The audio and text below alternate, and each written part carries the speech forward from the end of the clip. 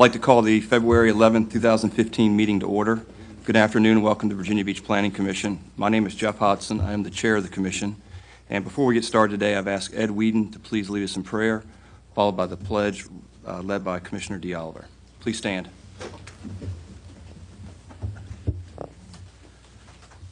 Let us pray. Oh, Heavenly Father, we give you the praise, honor, and glory today, Lord, that you rightly deserve. And Lord, while you're here, Lord, we ask you to touch the minds and bodies of the commission here, Lord God, that the choices they make will be beneficial to the city. We also ask you to bless those that are in attendance, Lord God, those that are on their way, and those who have a desire to be here but for whatever reason could not. And Lord, we ask you to lead us, Lord, and guide us in our steps, Lord, each and every second of the day. In Jesus' name we pray, amen. Amen. Allegiance to the flag of the United States of America and to the republic for which it stands, one nation, under God, indivisible, with liberty and justice for all.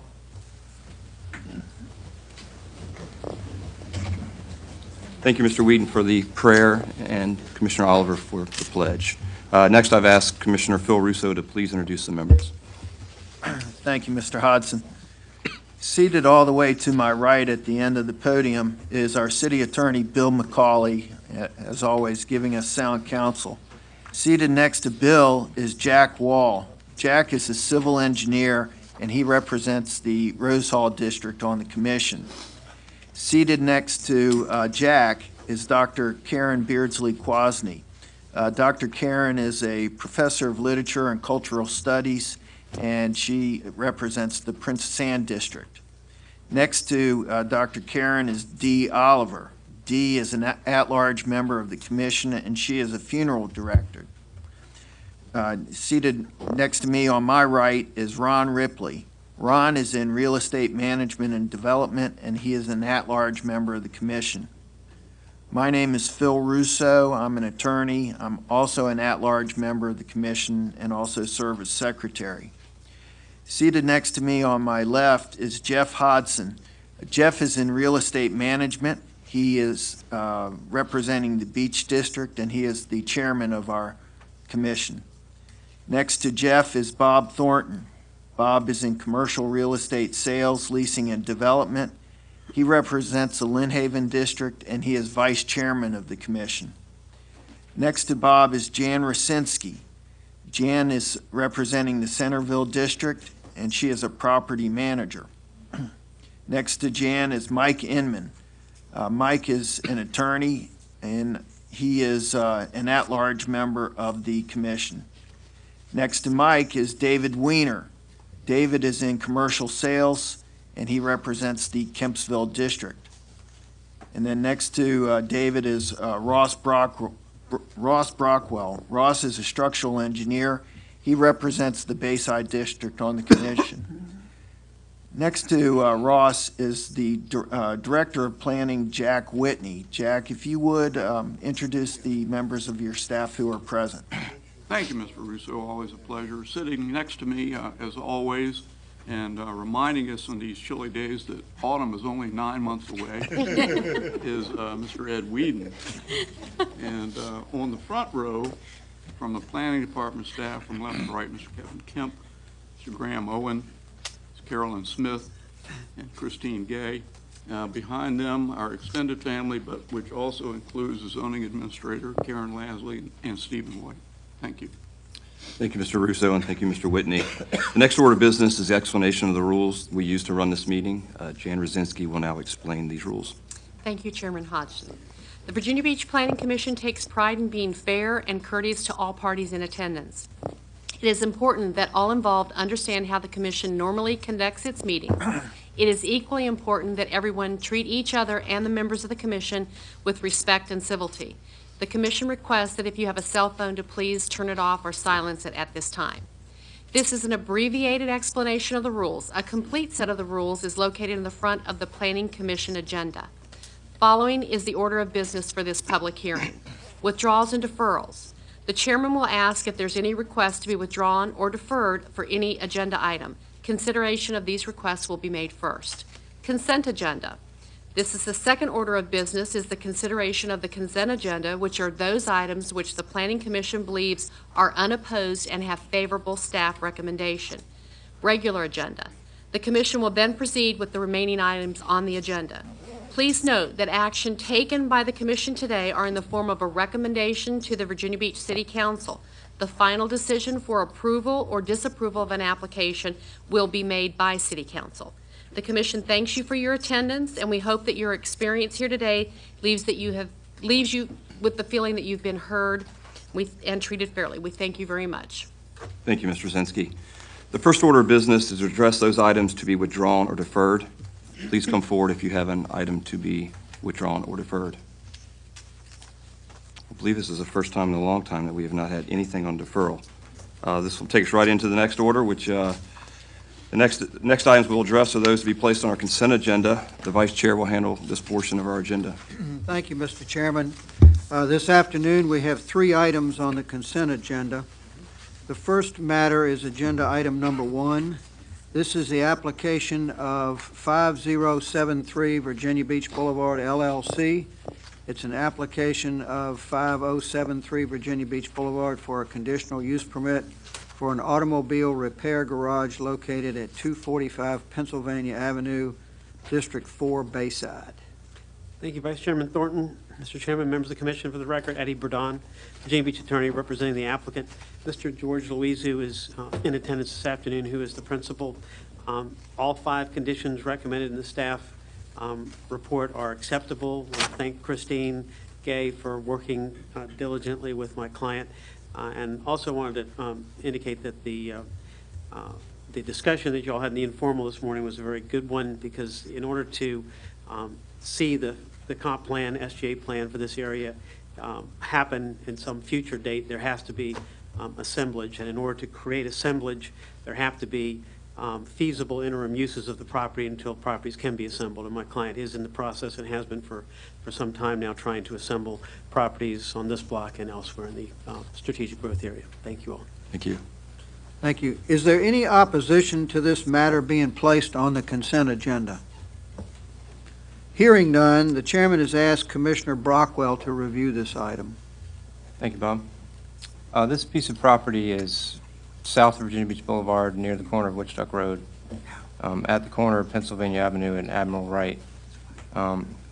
It's currently zoned B2 Community Business District, which allows motor vehicle repair through conditional use permit. So that's what the application is for.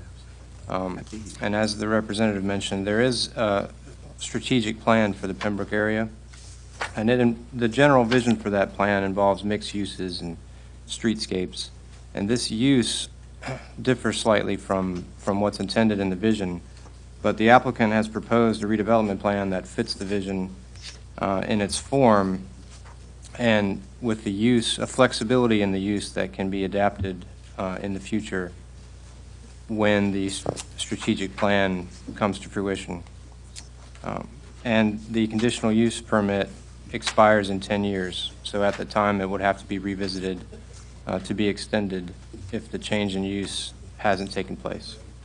And we had a lot of discussion about this, and we felt this was a pretty good example of how to bridge the gap between envisioned use and current use. So we all supported it and put it on the consent agenda. Thank you. The next matter is agenda item number 3. This is the application of the Virginia Beach Development Authority. It's an application for a modification of proffers originally approved by the City Council on June 13, 1988, and last modified in June of 1996 on property located at the northern corner of the intersection of General Booth Boulevard and Corporate Landing. Is there anyone here to speak on this matter? This is a staff item. Is there any opposition to this matter being placed on the consent agenda? Hearing none, the chairman has asked Commissioner Inman to review this matter. This is a development in the Corporate Landing area. It's been being developed by the city for quite some years, back in the 80s. Green Flash Brewery is being developed in this area, and the proposed development is consistent with the applicable use, dimensional, and design regulations proffered for that site, with the exception of the following, two things. Parking lot yard setback. A 20-foot minimum yard setback is required between the parking lot and the wall of the proposed building, and the site plan shows only 7 feet.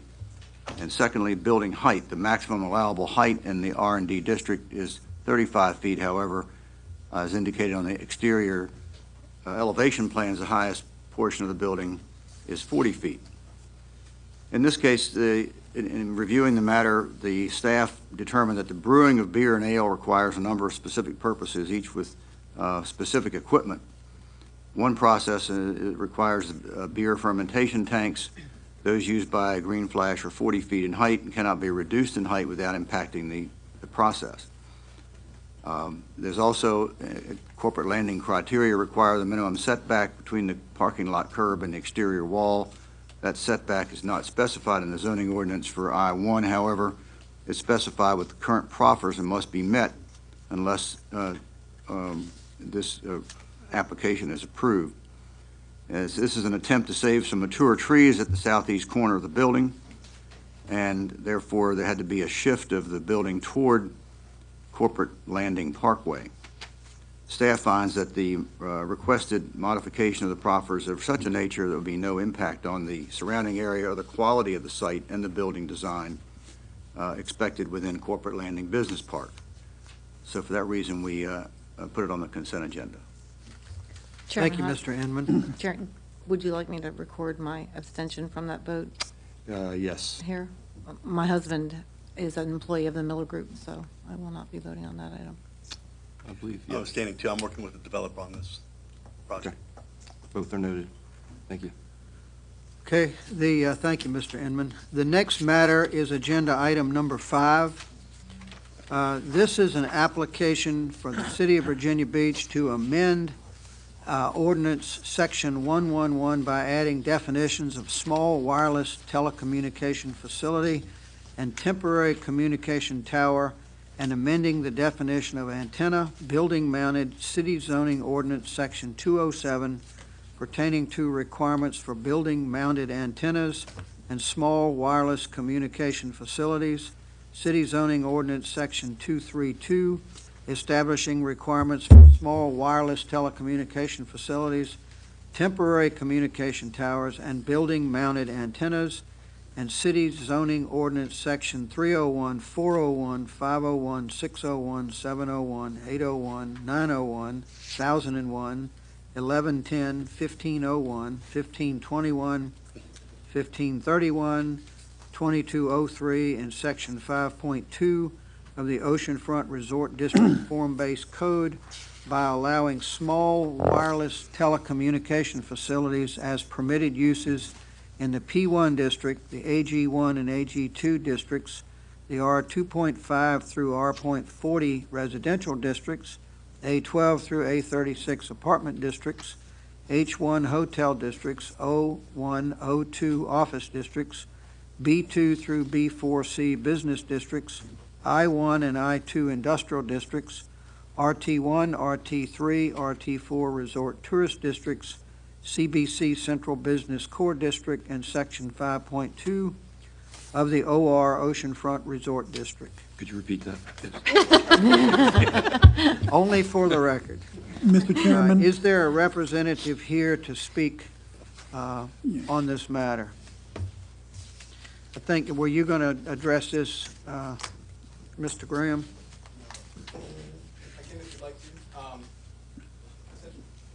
Just an executive. Mr. Chairman, I think we do have a speaker wishes to address this. I've been told we did. Okay.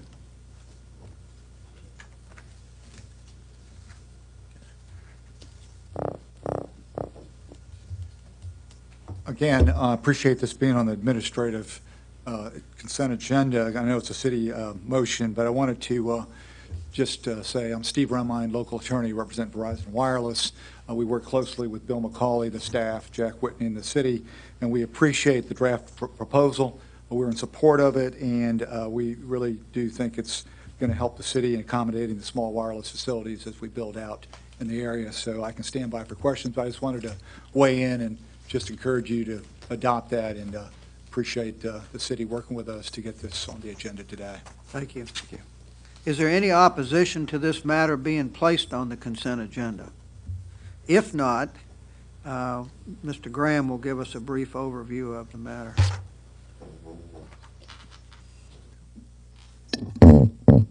Thank you, Mr. Thornton. So this amendment has been prompted by a number of factors, most significantly new FCC rules that govern the permitting process at the local level for small wireless facilities and also for co-location of antennas on existing communication towers.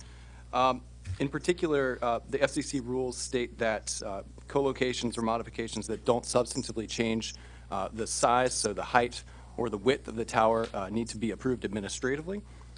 We already do this in the city, but the FCC rules provide very clear guidance on how that is to move forward.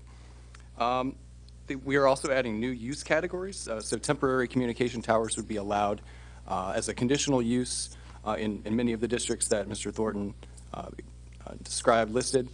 They would only be permitted by right on electric transmission line towers. Those are, some people would call power towers. And we right now allow power towers by rights as long as they meet specific design criteria. Another use category that's added is small wireless facilities. These are small, dimensionally small. They also have a smaller range than your typical macro site, but they're essentially antennas that are often affixed to utility structures. They can also be mounted onto buildings as well. The idea is that you bring wireless closer to the user, to the device, and it's becoming more and more necessary as more and more people have smartphones and those sorts of devices that require higher bandwidth. We're also slightly changing the definition of a communication tower to include the base station. These are per the new FCC regulations. We already, in our ordinance, we already state that communication towers include base stations, but this is just to align our definition with the FCC's requirements. And then we are also amending a section dealing with building-mounted antennas. Right now, we have a requirement that any structure that has a building-mounted antenna be 50 feet high. This amendment would change that requirement to 30 feet with the idea that more facilities would be available for by right development of telecommunication facilities if we lower the height restriction. And I'll answer any questions if you have them.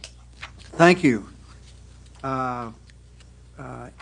Is there anybody have any questions of him about this matter? Mr. Chairman, that was the last item on the consent agenda. May I have a motion to approve consent agenda items number 1, 3, and 5? Mr. Chairman, I have to abstain from agenda item 1 as I have a relationship with the lender listed on the disclosures.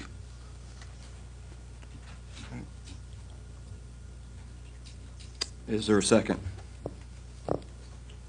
Second. I'll second it. Motion made by Vice Chairman Thornton, seconded by Commissioner David Weiner, with extensions noted on agenda item 3 by David Weiner and Commissioner Quasny, and abstention noted on item 1 by Mr. Inman. We are now ready to vote. The vote is open. By a vote of 11-0, the commission has approved items 1, 3, and 5 with the abstention noted on item 3 and number 1. Thank you. I'd like to thank all the applicants who had a matter on the consent agenda for attending today's hearing. These items will now be scheduled for hearing on the City Council agenda. Now we'll address the remaining items on our agenda. I will ask the Secretary to please call the first item. Mr. Chairman, the first item on the agenda is an application of United States Management for a special exception for alternative compliance, an application for major entertainment venue signs on property located between 19th Street and Virginia Beach Boulevard, with the center of the site being approximately 2,000 feet east of Bird Neck Road, District 6, Beach. Ms. Crenshaw. Good afternoon, Mr. Chairman, Mr. Vice Chairman, and members of the Commission. I am Ann Crenshaw. I'm a member of the Virginia Beach office of Kaufman and Knowles. I am joined by representatives of the applicant, Andrea Kilmer and Joe Girardi, who are also available to answer any questions. I'm going to be very brief. We are here on the limited issues before the commission to request the approval of the alternative compliance and the sign issue. We'd like to thank the city staff for the thorough analysis, both in its written report and in its presentation to each of you this morning in the informal session. And we also appreciate the favorable recommendations set forth in the report. We consent to all the conditions set forth in the staff report. We have been in this process of developing, coming before you for well over a year.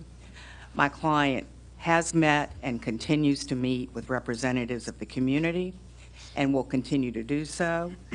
We have been active with the Virginia Beach Arena Citizens Communications Committee and will continue to do so. And I think I'm just going to end it at that unless you have any questions. We would ask you favorably upon our application, and thank you for your time. Are there any questions for Ms. Crenshaw? Thank you. We put cards in for Ms. Kilmer and Mr. Giraldi should any questions arise that require their consent. Thank you.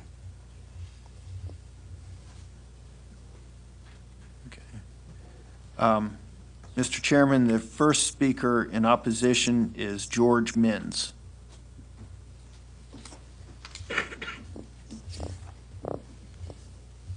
Good morning, ladies and gentlemen of the Planning Commission. Good afternoon.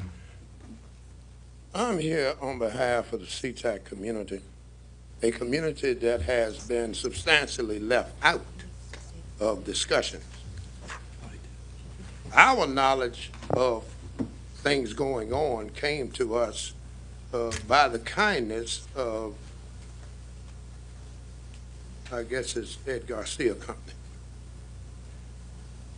We had no knowledge that there was a Citizens Arena Communication Committee. Ironically, I find out when I FOIA'd, when was this committee created, who's on the committee, who's representing who. What I received back from the city attorney's office indicated that I was on the committee that I had no knowledge of that had existed for over 2 years. No one asked my permission to put my name up there. No one informed me. I think the first communication I received from the committee itself was on or about November.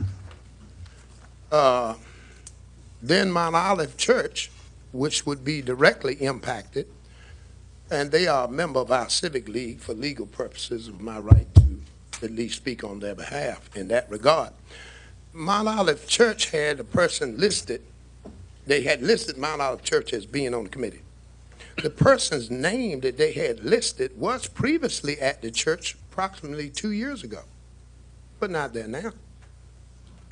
And in the interim, no one had said anything to me on behalf of the community, which is the oldest community in that beach district. In fact, we built the town of Virginia Beach in 1906 because there wasn't nothing else down here. Our concern is twofold. In SeaTac, the city has been suppressing African Americans' use of their land. They can't add on to the house, but others can come and build 3 stories right beside them. It was said that this came into being out of a directive from the Department of the Navy on or about 2005, and I think you're familiar with that, and I think that was a directive issued to all naval and marine air stations. But it has been applied extremely harshly upon the African Americans in SeaTac, which is also the oldest African American community in the city of Virginia Beach and the oldest African American community in the United States per congressional records. I submitted our objections, and I hope it was distributed to all of you. But the 2 main concerns there is we recently had a jet plane crash. I believe this site is about 2 or 3 seconds jet time from where that plane crashed. And I believe you also, it's like a no-brainer today, that if a jet plane came out the air and hit the arena and you got 10, 15,000 people, and 1,000 people gonna die. The jet just come off the runway, the tanks are full of fuel. We have no guarantee where a jet plane is gonna fall.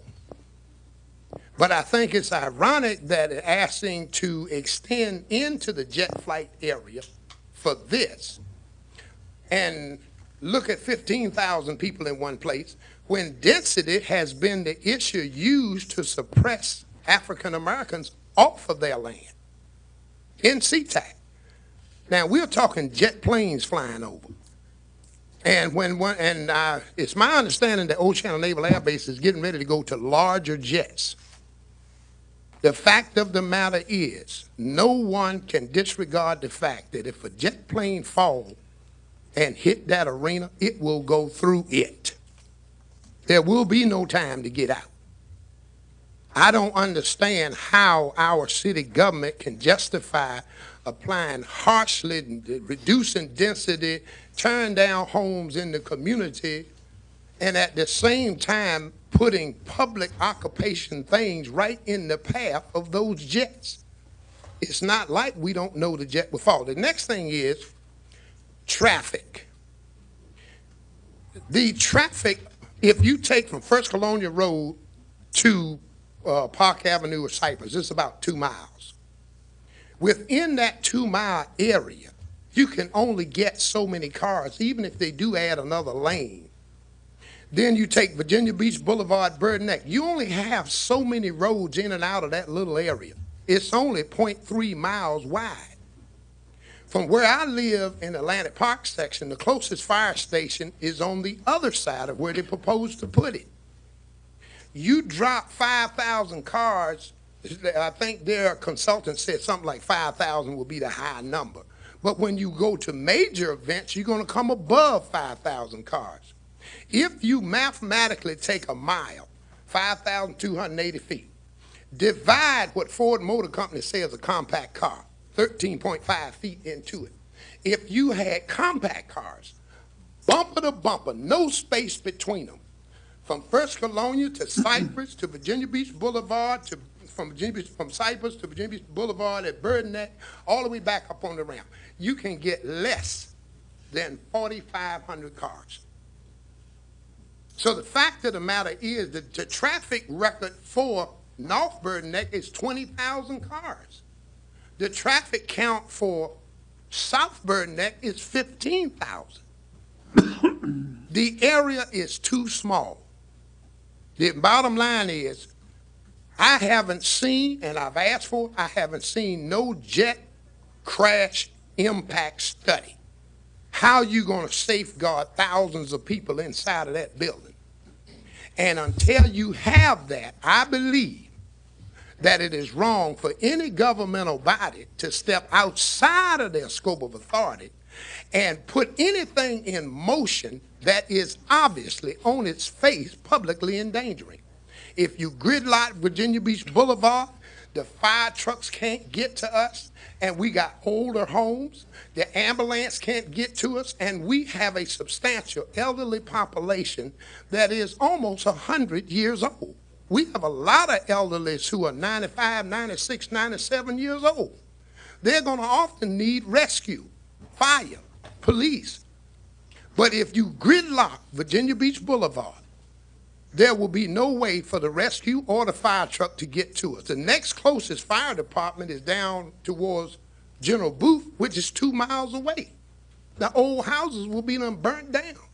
So it is creating a publicly endangering from the traffic, and the traffic report is truly based on guessology on the low end, but you are also talking about going to the high end.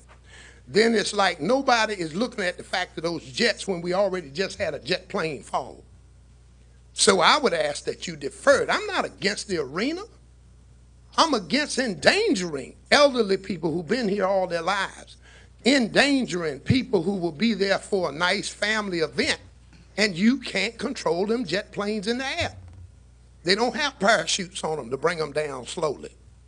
So I would ask that you defer it. That would be the position of SeaTac, to defer this until you have a true traffic impact study, until you have a true jet plane crash facts before you. I believe all of us owe public safety and public welfare. I don't care what nobody want for greed or business profit. Public safety is #1 duty of all government officials, and you don't have the facts in front of you. I would ask you to defer it. Thank you, Mr. Menz. Excuse me, before you go away, does anybody have any questions for Mr. Menz? Thank you. Thank you. Mr. Chairman, our next speaker in opposition is Andrew Jackson.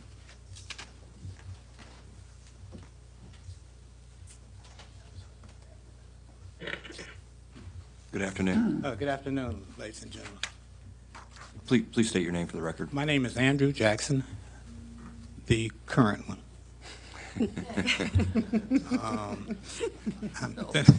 I've been in this area since 1956. I've been a permanent resident since I retired from the military in 1975.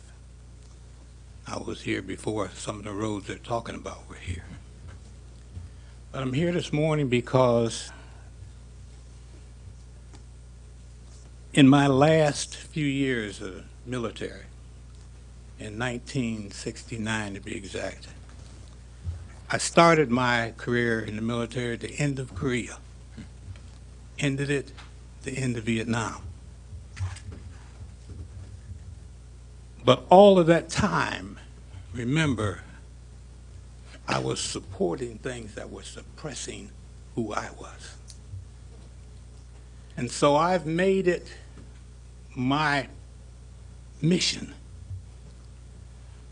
that those that come after me don't experience the things that I have before and currently.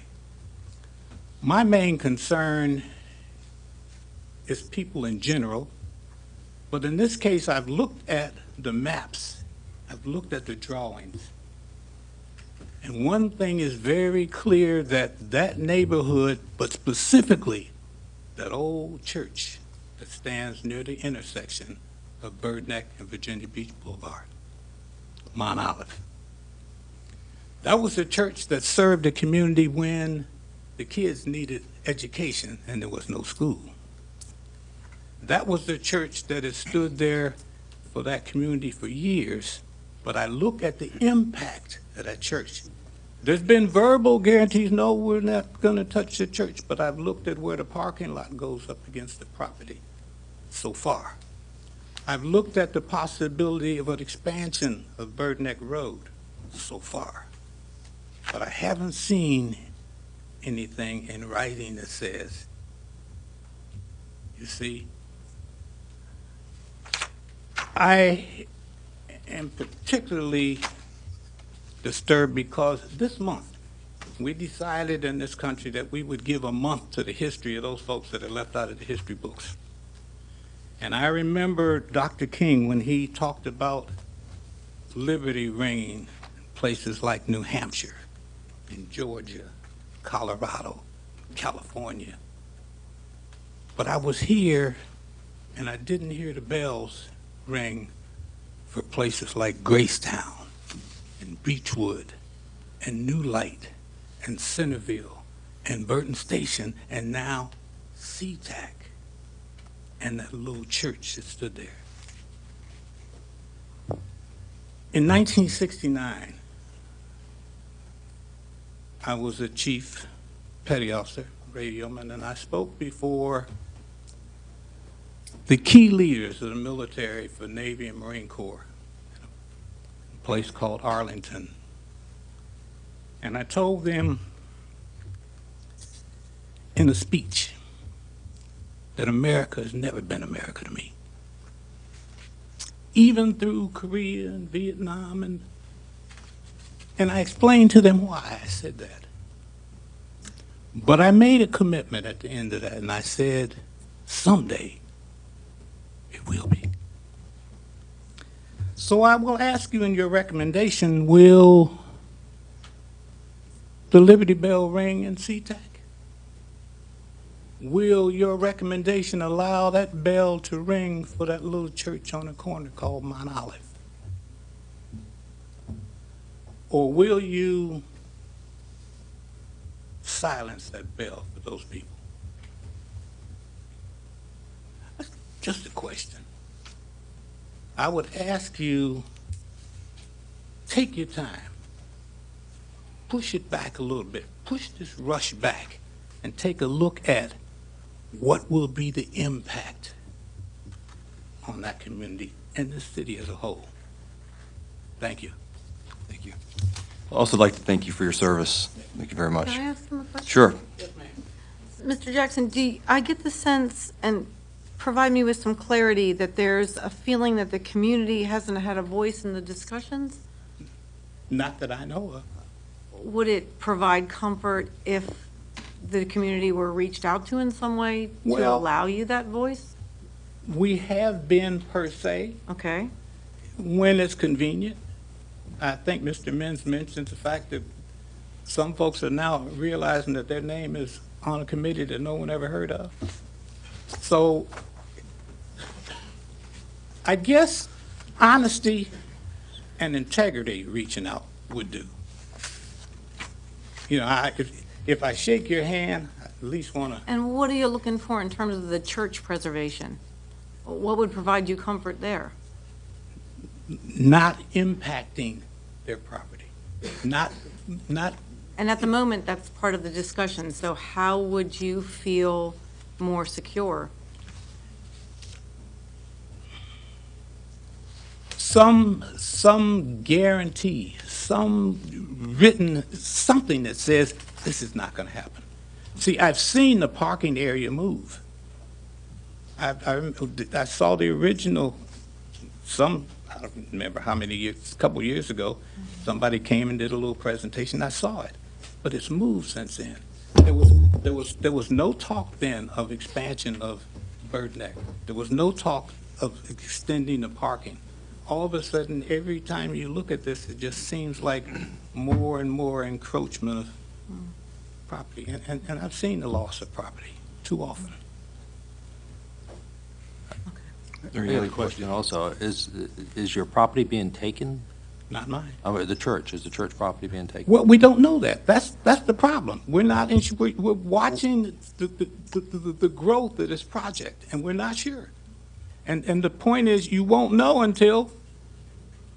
Well, but there's no taking of your property. It looks like me, the site plan is drawn around your property, or around the church property. That site plan now, does that site plan show an expansion of Bird Neck? Widen the road? I don't know about that. Does it show where that parking lot comes right up to the back door of that church property? See, I don't even drive that way. I don't drive in front of me. I drive up there. I want to see where I'm going. And the point is that I asked for, take your time and look at it, and you're the planning commission. You have to ask the questions that I can't ask. Well, from this site plan, I can't see where your property's being taken. Now, if there's a need for a road widening in the future, that impacts a lot of other people than just. Oh, for sure. Mm-hmm. So it would be that's another public issue, which I don't think that's even considered at the moment. So I was just trying to understand if there was some taking of your property, and I haven't heard that. Not yet. Okay, thank you. Any other questions for Mr. Jackson? Thank you very much. Thank you. I'm sorry, Mr. Mins, you had a 10-minute allotment No, before. I'm trying, things have been discussed with regards to what they brought up, Okay. if I may, so that you have all the information. I'm sorry, not, Very briefly. at this time, it's a 10-minute rule, and it wouldn't be fair to the other speakers. One of the members asked the question, he didn't have the information. Sure, Mr. Mins, come on up. In response to the concern of the community and the church, the matter of widening Bird Neck Road has been discussed. I was contacted by another Civic League of the Oceanfront, told to go to a meeting at the EMS building. When I got there, sitting in the audience, that Civic League, I think it's the Resort Civic League, they had city council documents or something, whatever was used to brief city council, and they were discussing the widening of Virginia Beach Boulevard to, I guess, 8 lanes, and the widening of Bird Neck from what it is, either 1 or 2 more lanes. That obviously sent our alarms off. And with regards to her question of how can you preserve it, a proffer that the city would agree to, recorded in the circuit court, would assure the church. The city has recognized that church as a historical site. They are in the process of trying to get on the National Register now. But a proffer is what was used to protect St. Stephenson Church when the commercial development was right beside that. But widening had been discussed. But this application is regarding the arena, not regarding... I'm aware, but I was just responding Okay. to her question and his regarding that nothing had been said about the widening. That is being discussed. Okay, thank you very much. Thank you. Next speaker. Mr. Chairman, there are no other speakers. Ms. Crenshaw, would you like time for rebuttal, or would you like somebody else from your team to? Thank you, Mr. Chairman. I really don't think I want any rebuttal. If there are any specific questions that need to be answered, not only are my representatives of my client here, but the representatives of the city who have been working on this for well over a year are here, and they can answer any specific questions you might have. From what I took from that, there was 3 concerns. Mount Olive Church. Has the Navy been involved in discussions about the arena? Yes. And traffic? Yes. So. Yeah. Well, let me back up and say this, that we have had discussions with the community, and I'd really like Barry Frankenfield, since he was been so intimately involved with this, if he doesn't mind coming up and addressing that, and the traffic issue, since that is something that he's intimately involved with. Okay, thanks. Is that okay? Yeah. Let me, first of all, do I need to introduce myself? Yes. Barry Frank. For the record. City of Virginia Beach, SGA office. There are no plans in the city to widen Bird Neck Road. Is that correct? All right, so we don't know of any plans to widen Bird Neck Road. That means acquire additional right-of-way. The plans, planning documents, the traffic management plan proposed that is posted on the website in a couple different ways, proposes to add lanes and turning movements where feasible within the right-of-way. No acquisition of right-of-way. And we have, Dave Hansen and I were at the CTEC Civic League meeting previous Monday, and Dave said, we will not touch the church, we will not touch the church property unless we come up with some sort of improvements that you would support. So one of our options is to do underground power lines. When you said you would support, you meaning the church would support? Right. Okay. But the church would support. So in our reports, it shows an optional improvement to do wider sidewalks and underground the overhead utilities, which is primarily a beautification and pedestrian improvement approach. That is, we have not detailed that plan out. We do not know, there is no right-of-way acquisition proposed, but typically when you do a project like that, you do need construction easements. So our commitment to the church is that unless you want these improvements and unless you agree to these improvements, we will not touch your property. Okay.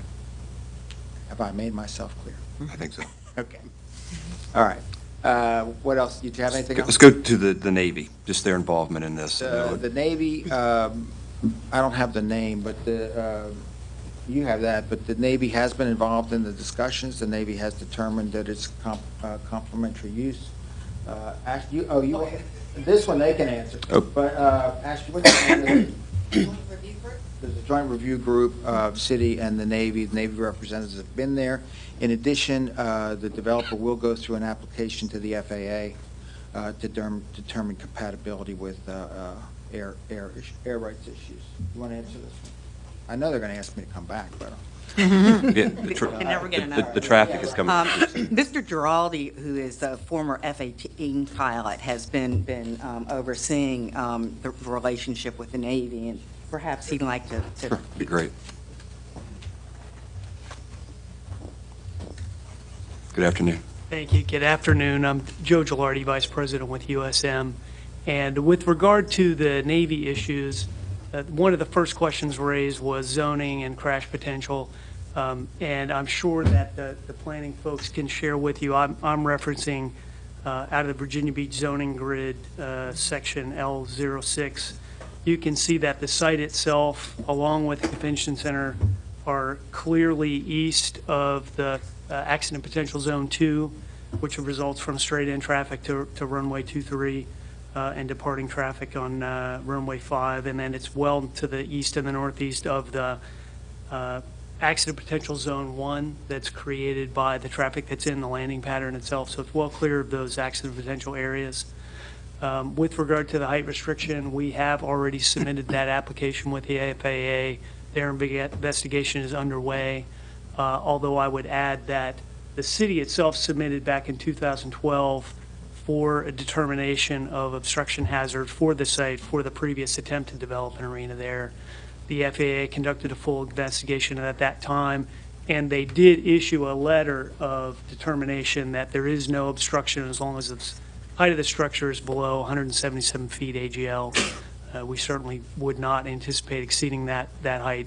That determination letter expired only a few months ago in June of 2014, and so we've applied, and that process is underway and should be completed within the next 3 to 4 weeks.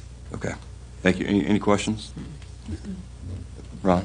I have a question. I don't know if it's him to answer it or not, but there's been discussion about the community hasn't received any kind of, wasn't aware of discussions that were going to happen or open discussions and public hearings, et cetera. I know I have not attended any, but I've seen them in the paper, I don't know how many times, about public meetings at the city council and down at the convention center and so on and so forth. Can somebody summarize what the process of the public relationship has been? There's certainly been a great length. I might want to defer back to Barry on the or Ashby on the city-sponsored events, but I would say as developers, we also have launched a concerted outreach effort with public social media, as well as a whole series of briefings that have been offered to a wide range of business and community and civic leagues throughout the past 14 months. But I'll let Ashby talk about the city-sponsored hearings and discussions, which there have been numerous. Jeff, before you leave, I got a quick question. Yes. So it's clear of the APZ, you were talking about APZ 1. There's an APZ 2 indicated on this map. Could you just clarify the difference between the two and why you're confident that it's clear of the accident potential zone? So the difference in, and I don't have the full report open to look at what how they define the potential, but accident potential zone 1 is a higher potential than potential zone 2. The potential zone 1 is originated by traffic that's in the landing pattern directly next to it, and zone 2 is really created by departing and arriving traffic to and from the field. But in any case, the site itself is located well to the east. Those boundaries are all to the west of Bird Neck Road, so the site is not really affected. You're welcome. Thank you. Thank you.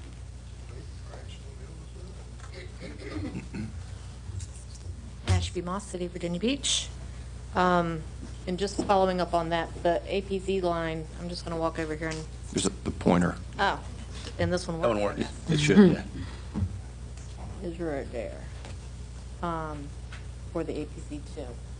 So this is outside of the accident potential zone, and again, it's been discussed with the joint review group of the Navy and the city, and it has been deemed to be compatible.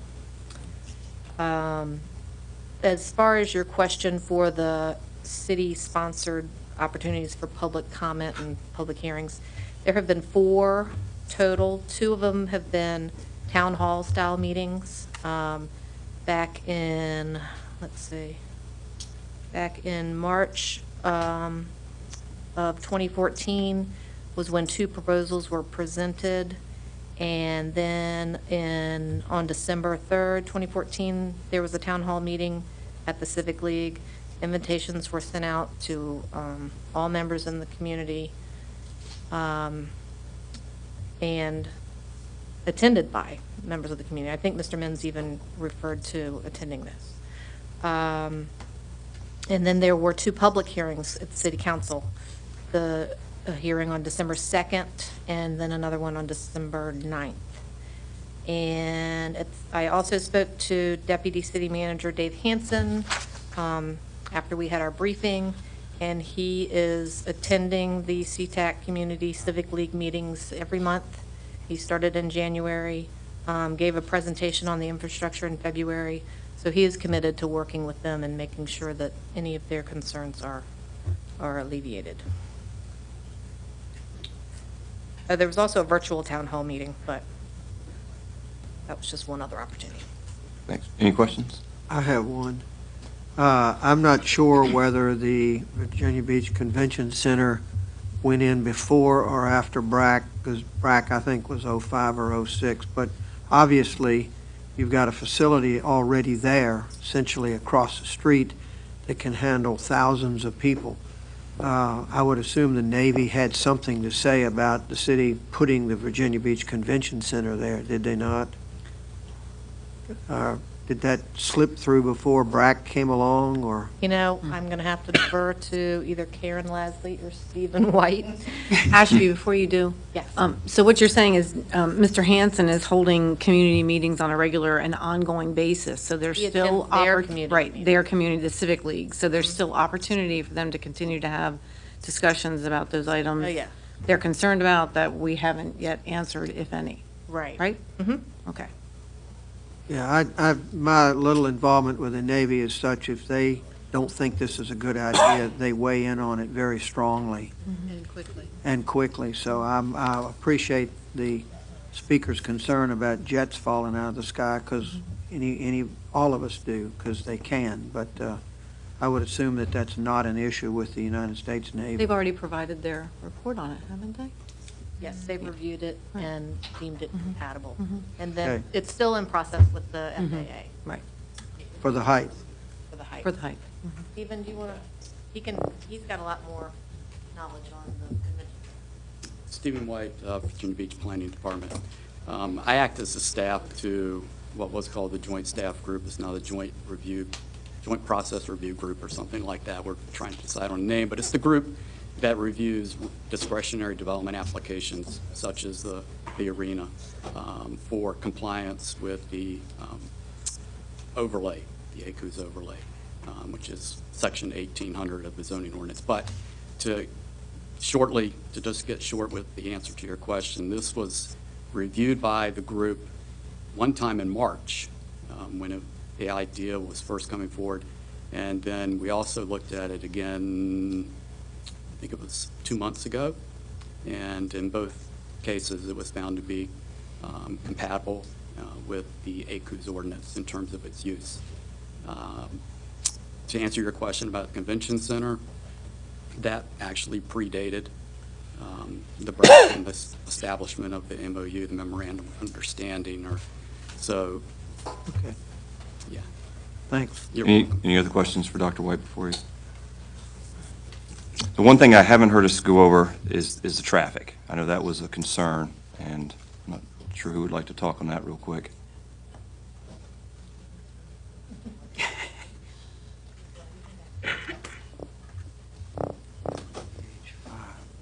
Barry Frankenfield knows a lot more about this one, but I did write down that there is an operating committee. He mentioned all those the city committees that are working on traffic management plans, et cetera.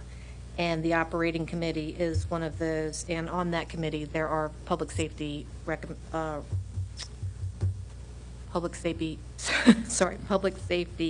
representatives who will ensure that there is no risk or threat to being able to access those communities during events. Okay.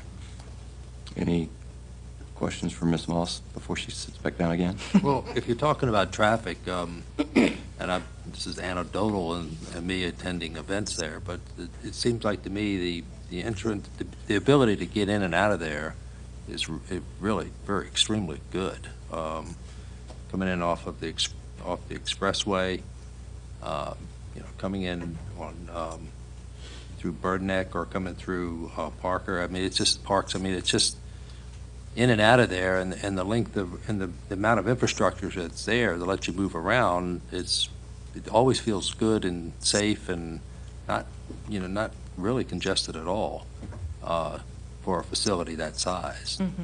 Whereas if you're in downtown Norfolk and you're in Scope or those type of events, it can be really congested coming and going from that.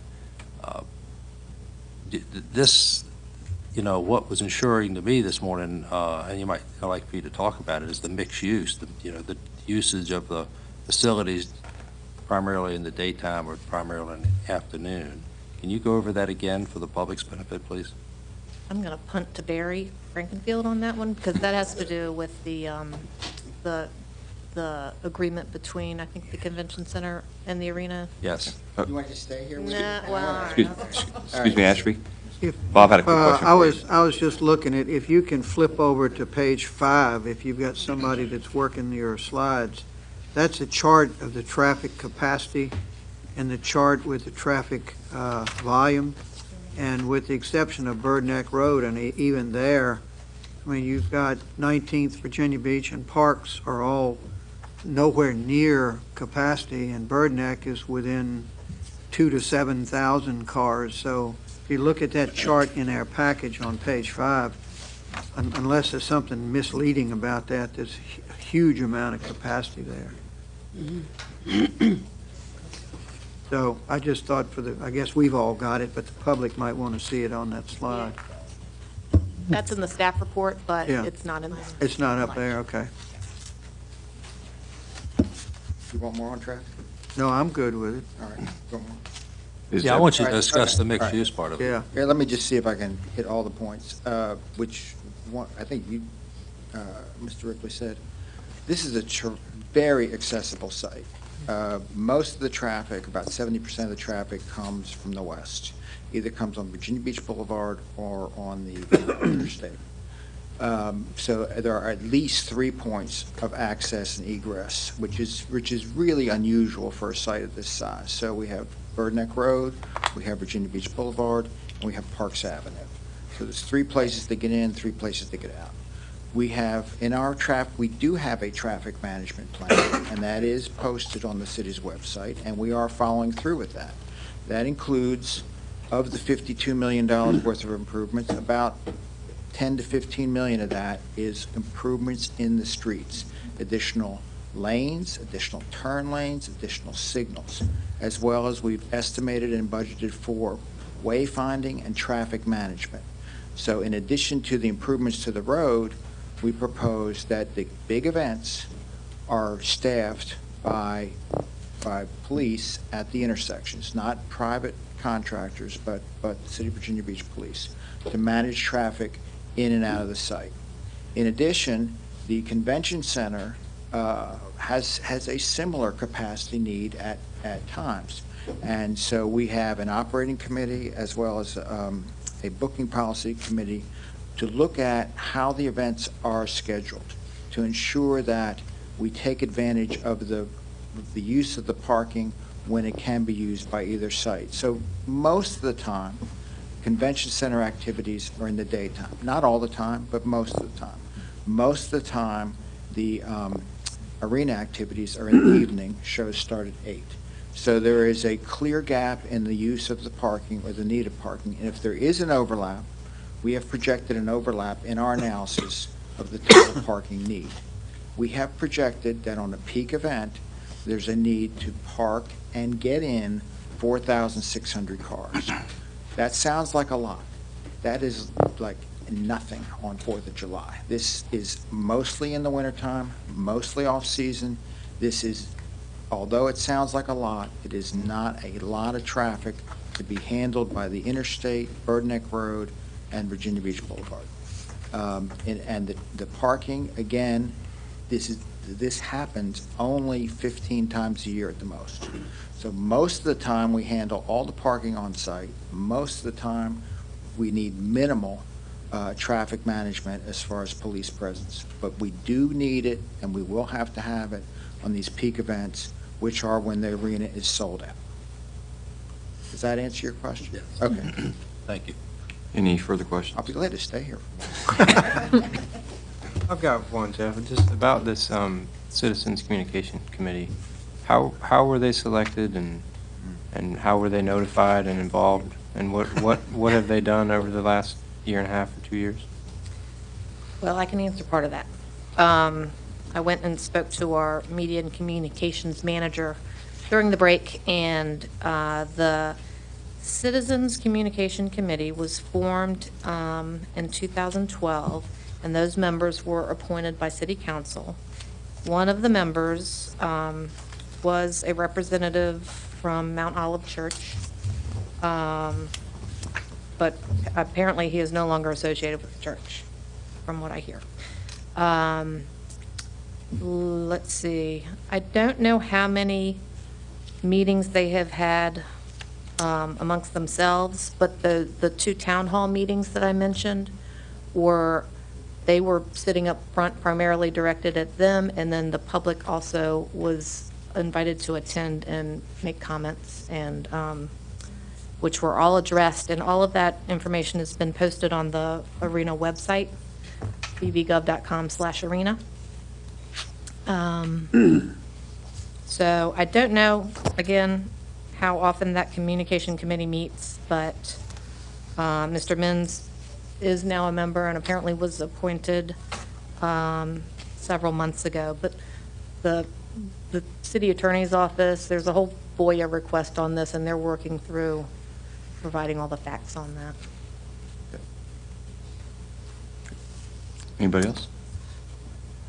Thank you. Oh, I'm sorry.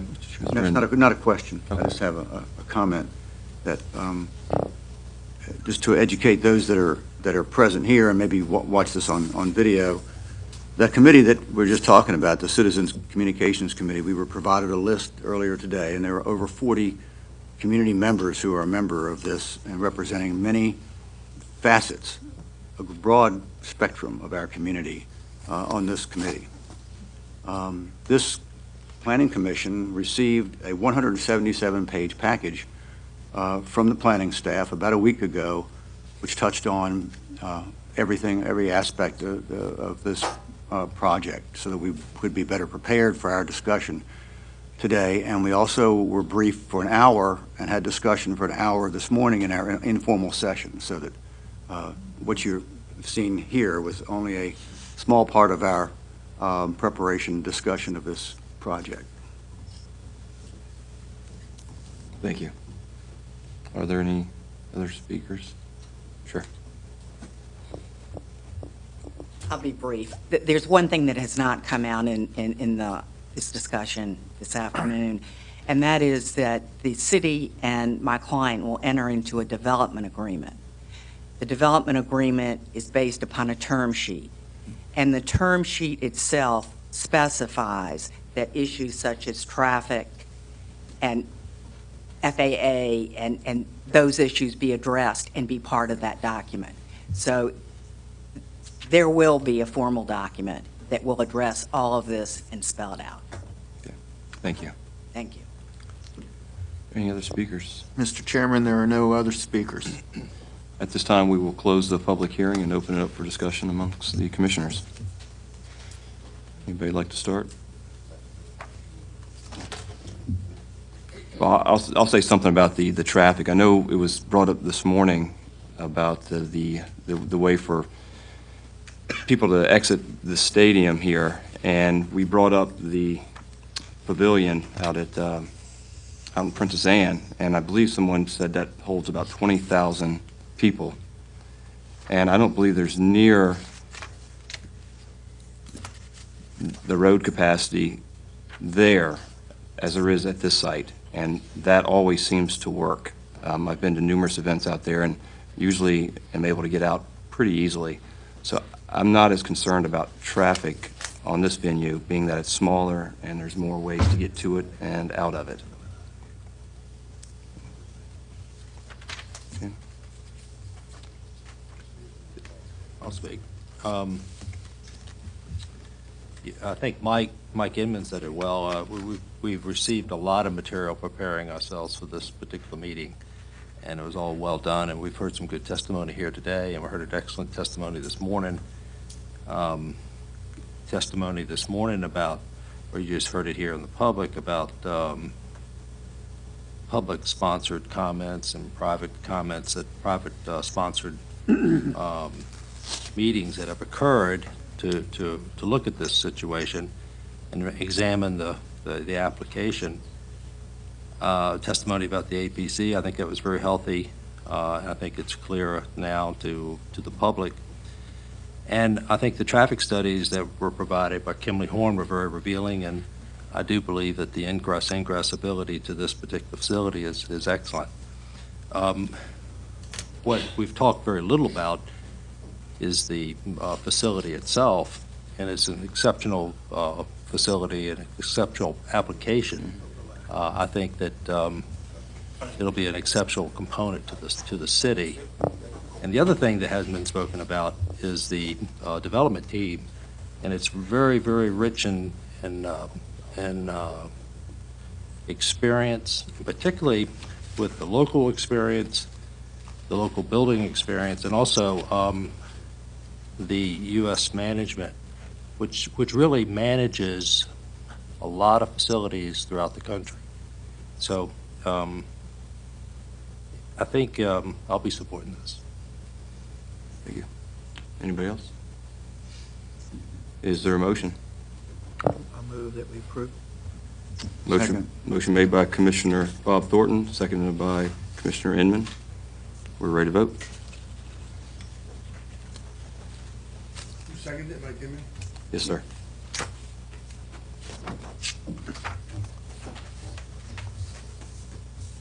Vote is open. I vote 11-0. The commission has approved the application of United States Management USM. Thank you. Mr. Secretary, please call the next item.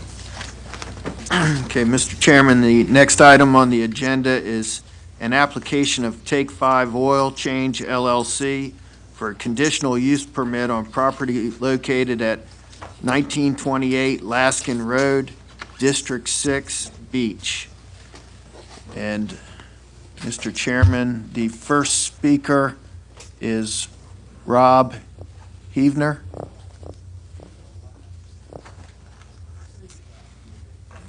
Good afternoon. Mr. Chairman, Vice Chairman, members of the Commission, if it's your pleasure, I'm Pete Berkheimer, agent for the application, and I'd like to go first. Okay. The other speakers will follow. Thank you very much. It's a pleasure to be before you. I am Pete Berkheimer of American Engineering Associates, 3351 Stone Shore Road here in Virginia Beach. I'm here on behalf of Take 5 Oil Change. Mr. Henry Robert is here, who is an agent of Take 5, actually an employee of them, along with several representatives of the group which owns the property at present. I'll start by thanking Graham Owen and staff for working with us on this project, helping us understand what their goals and the city's goals are and making it a better project, even though we didn't get to a recommendation for approval. It's been a case study in how to disagree without being disagreeable, and I thank them for that. Your staff report is very complete. I'm not going to waste your time by recapping all the details of it. Let's go right to the reason why this item carries a recommendation for disapproval or denial. Nonconformity with the Hilltop Strategic Growth Area provisions of your 2009 comprehensive plan.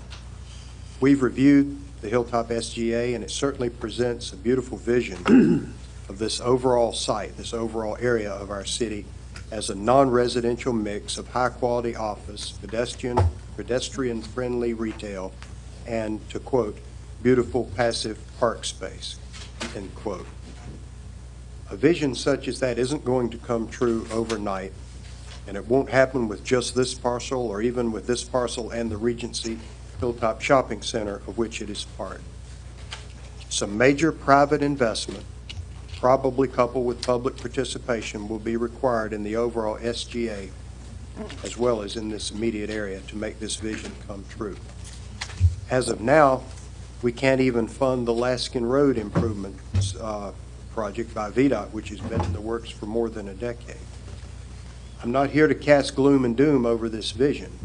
As was discussed this morning, grand visions like this take decades sometimes to come to fruition.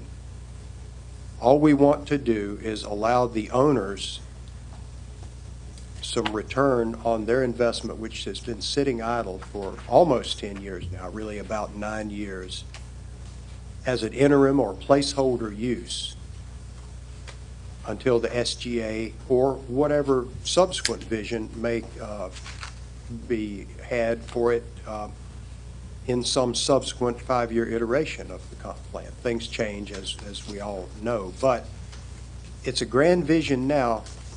Why do we think, as your applicant and agent, that Take 5 is a good placeholder use? What are the characteristics you'd want in a good placeholder use?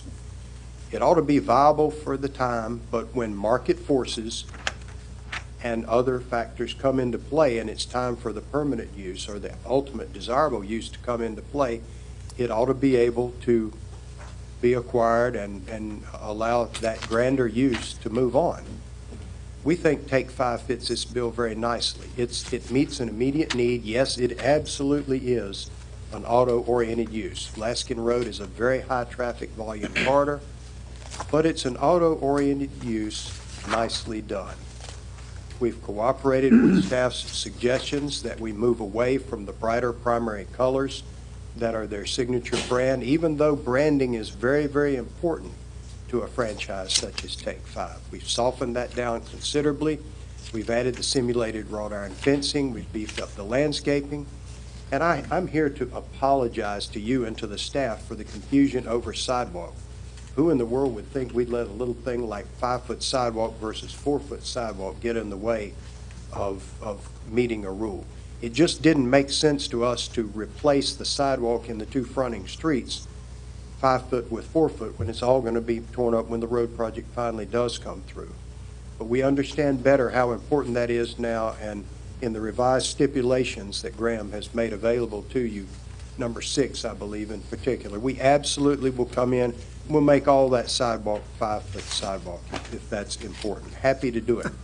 But I would point out that Take 5, the facility itself, it isn't like some things you might put there which require huge investments of capital. For example, we don't have hydraulic lifts.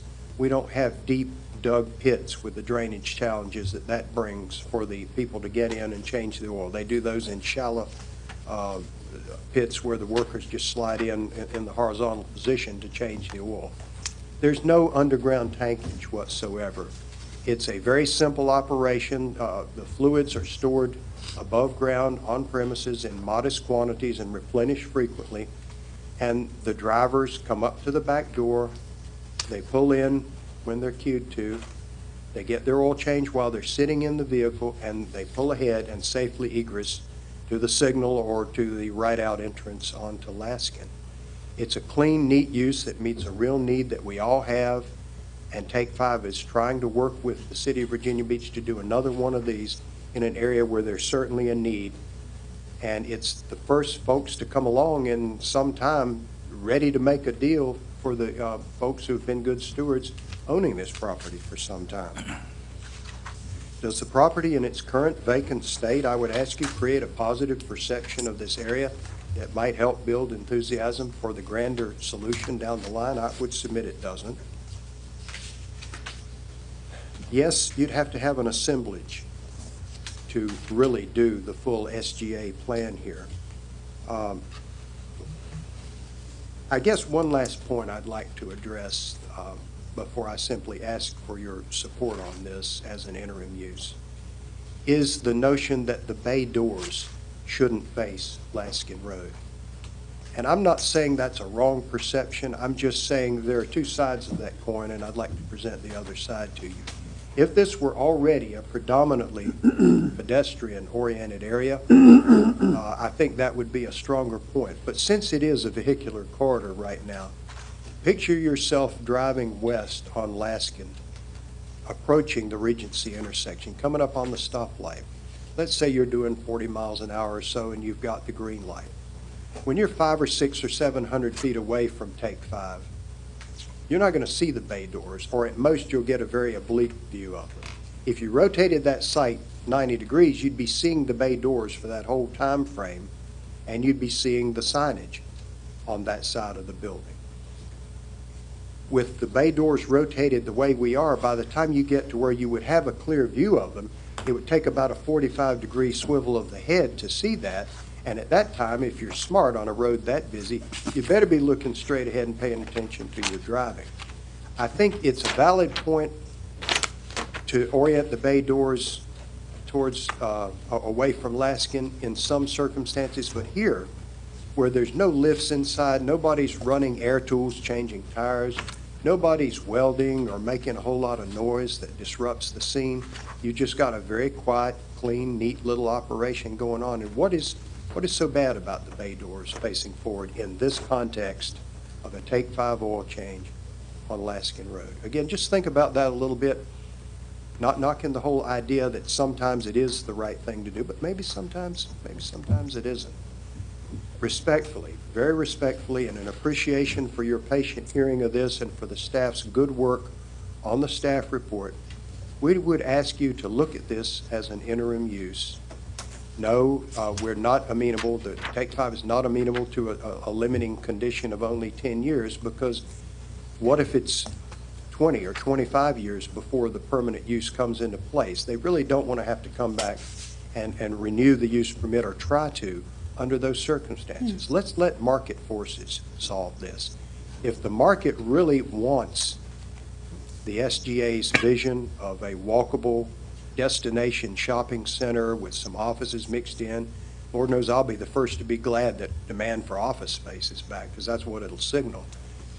Then buying up this little operation will be the least of anybody's problems in putting everything needed together to do this job. So again, thank you very much for hearing me, and on behalf of Take 5, we very much appreciate a unanimous vote recommending this on favorably to to City Council. Thank you.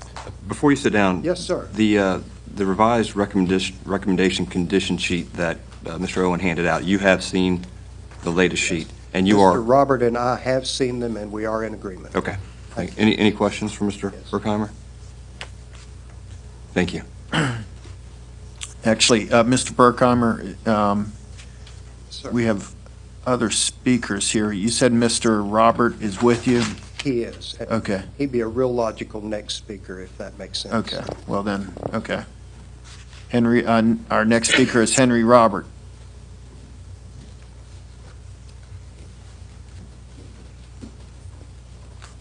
Good afternoon. Good afternoon, members of the Planning Commission. My name is Henry Robert.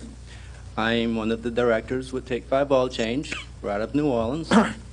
I just wanted to come up here and introduce myself and the company. I don't have a whole lot to add to what Peter had to say. Take 5 is a 30-year-old company. We're out of New Orleans. I myself have been with the company for 20-plus years, actually. We've got 43 stores now, and we're looking to grow up here in the area. Laskin Road will be our 4th store in this region. Looking forward to working with you guys and getting this one done, as well as some more. Thank you. That's really all I have. Any questions for Mr. Robert? I have a question. The overhead doors, are they left open? Our doors are open all day. Yes, All day. So we're a the front door- drive-through service. We pull the cars right in. Do our service. It takes 5 minutes. We give the customer a drink. We do our service in the same time that it takes them to drink that drink. Does the front doors stay open all the time, too? They do. They do. Do you have any situation where you shut them, or would? Bad weather, rain coming through, Well, we have to close them, obviously for that. There will be times, weather-wise, Is that part of your marketing or something, so people can see the activity, or what? 'Cause The doors being open, being open. it's for the operation, speed of the operation, just And I'll everything. You need to be able to pull a car in right away. And Well, I pull into my car dealership, and the doors automatically open, I drive in, and then when you pull up, they automatically open. There's a motion detector, I guess. Is that technology something that, how do you know if they're open or not, if their doors are down? excuse me? I mean, I know How the can door. you tell if they're open for business? Their hours of operation, I think. Yeah, it's just, they're open. I mean, you have a, It's most just, it's our people have, model. most people have businesses during normal business hours. Right. So, I mean, the activity, you would see that it's active. Okay. So it is part of your marketing then, I guess, having the door open? It's our model, yes. I wouldn't call it marketing, but yes, we like our bay doors open.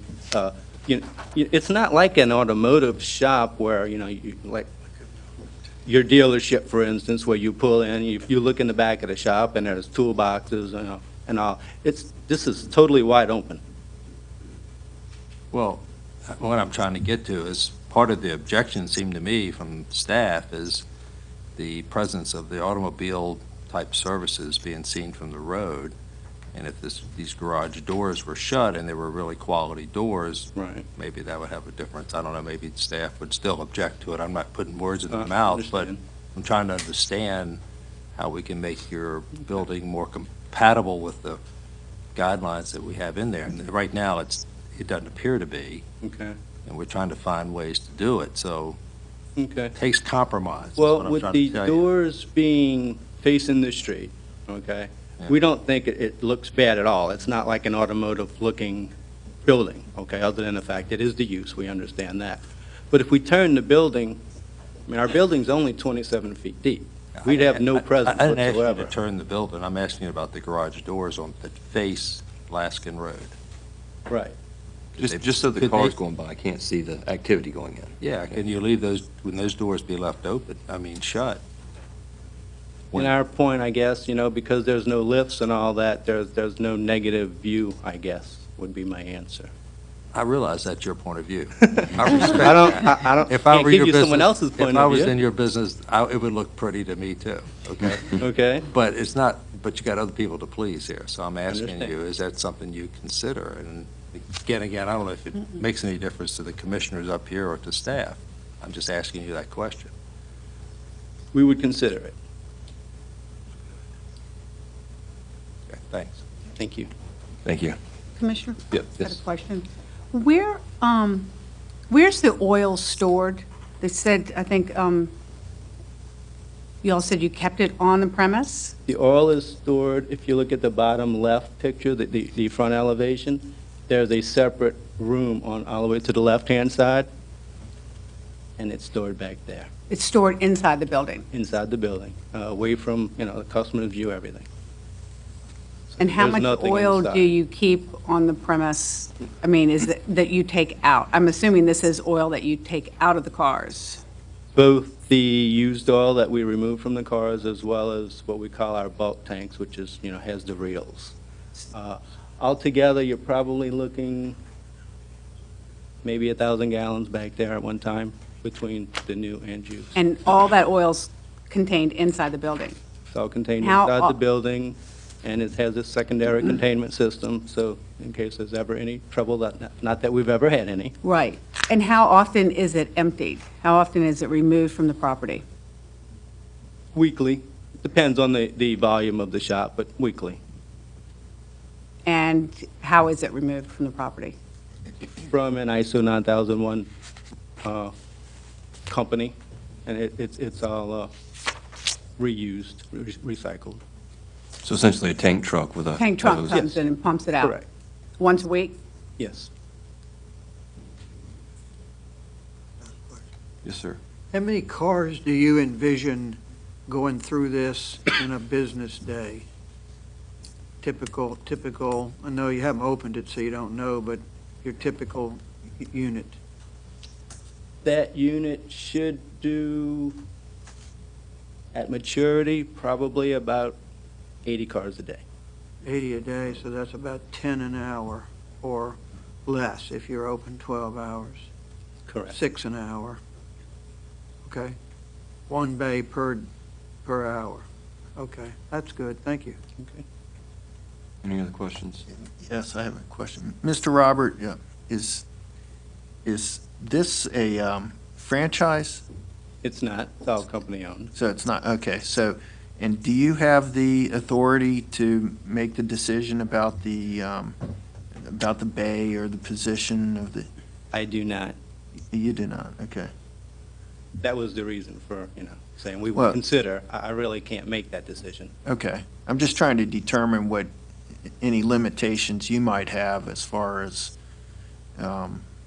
compromising with the staff and, affecting an application. Well, I can affect it a lot.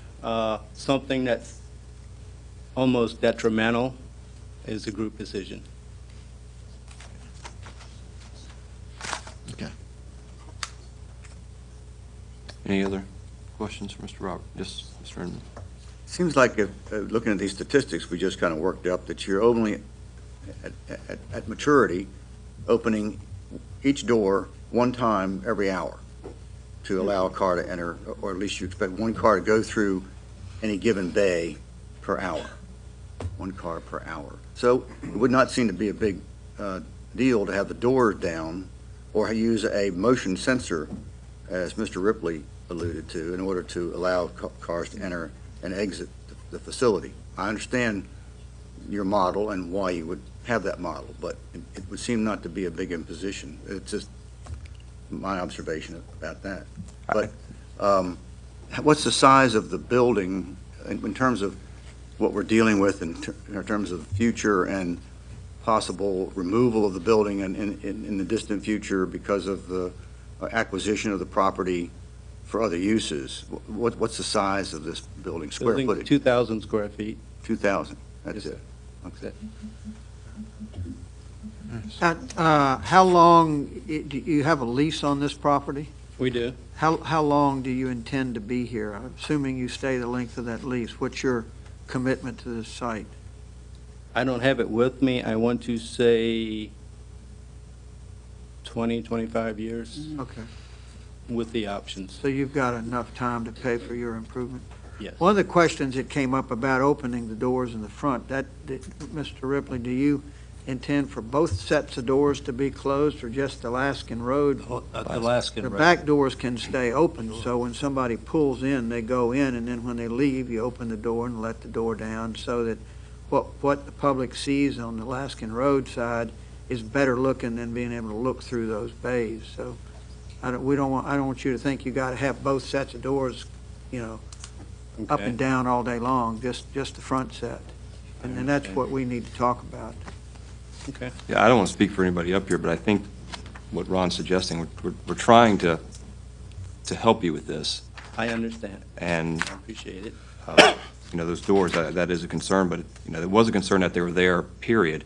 But now if we could just keep them down until cars exit, I think that would give everybody a little bit more of a peace of mind. But again, I don't want to speak for everybody else up here. Okay. Any other questions for Mr. Robert? Thank you. Thank you. Our next speaker is Rob Heavner. Close enough. Evner? Evner.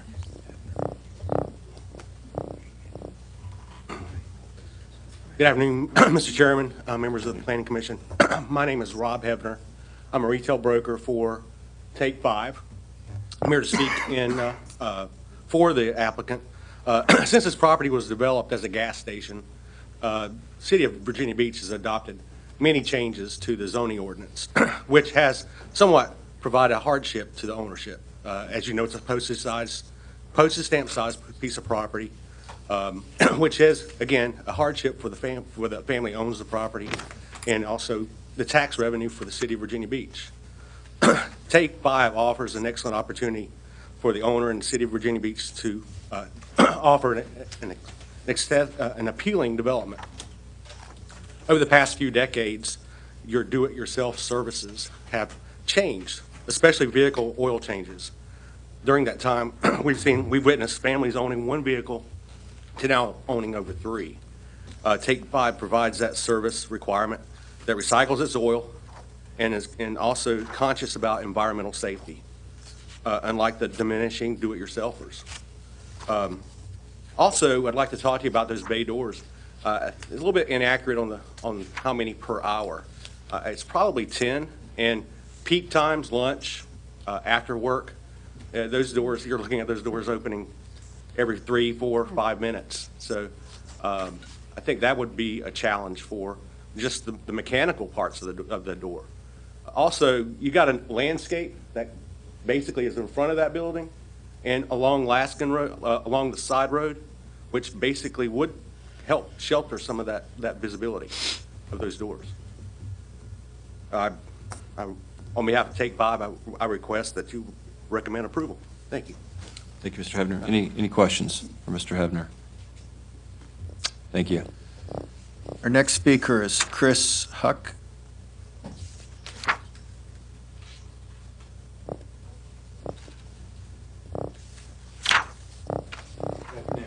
Did I get that right? Close. Okay. Hucky. Hucky. I'm a broker with SL Nussbaum Realty, and I lease the property for the current landowner.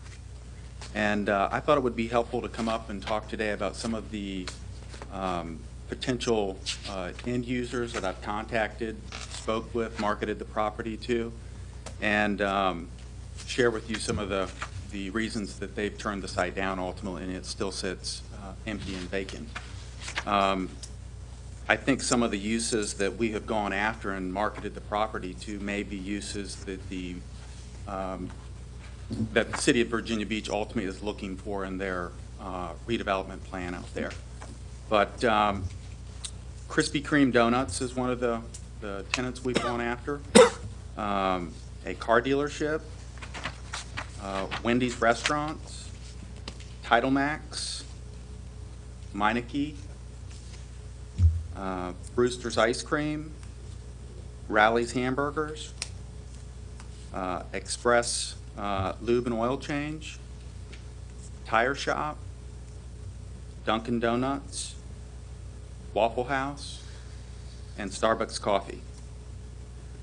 So for various reasons, primarily though the size of the parcel, we have not been able to strike a deal with any of those potential end users.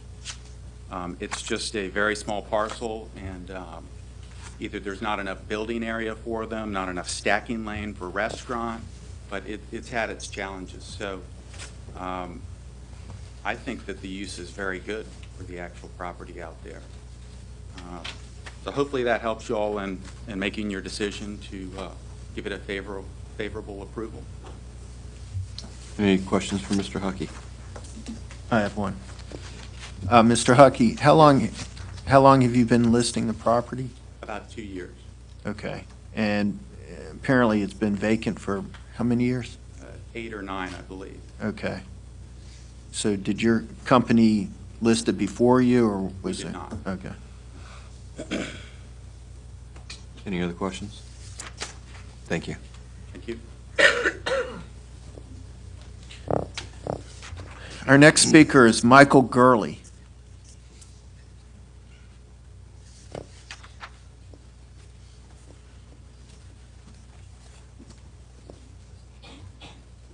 Good afternoon. Hello. Ladies and gentlemen. I am Michael Gurley. I'm a Senior Vice President with SL Nussbaum Realty Company based out of Norfolk, and I am one of the 3 managing general partners for Regency Hilltop Associates that owns Regency Hilltop Shopping Center, which is the parcel B2 APZ2, which actually wraps the subject property. And we started working on this project in the latter part of 1987, I guess, and the shopping center opened in 1990. At that time, it was a Shell gas station. And being the developers and leasing and management people that we are, we granted Shell cross easements for vehicular and pedestrian traffic to come onto our property. We felt like the flowing, we allowed them an easement in that area right there, going back into the parcel, and then we allowed them an easement right there, going across the front of the parcel. So right there. Oh, okay, there's the easement, right there, and then right there. Thank you. In 2006, when the Shell gas station closed, that easement went away because we granted it to Shell. And when we found out that Take 5 was interested in doing one of their stores there, I did a lot of research. I called existing owners of properties. How do they do things? Do they manage the oil properly? What kind of problems am I going to have with that sitting on the front of our shopping center? I got rave reviews from everyone. And so we ended up granting Terry Veith and Michelle Guthrie the permanent easements for that property for this use. And that's, if it hasn't been recorded yet, it will be, but we've certainly signed the papers to that effect. We feel like that it's a good use. We would much rather have some good, clean activity on the front of our shopping center rather than that vacant piece of land there since 2006. So we think it's a great tenant, good person, good clean operation for that area, and we recommend it. And wanted to see if any of you had any questions regarding Any questions any for of Mr. that. Gurley? Nope, thank you. Thank you.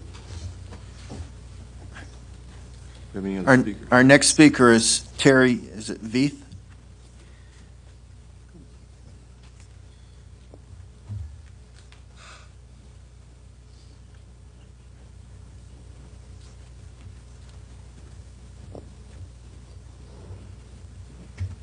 My name is Terry Veith.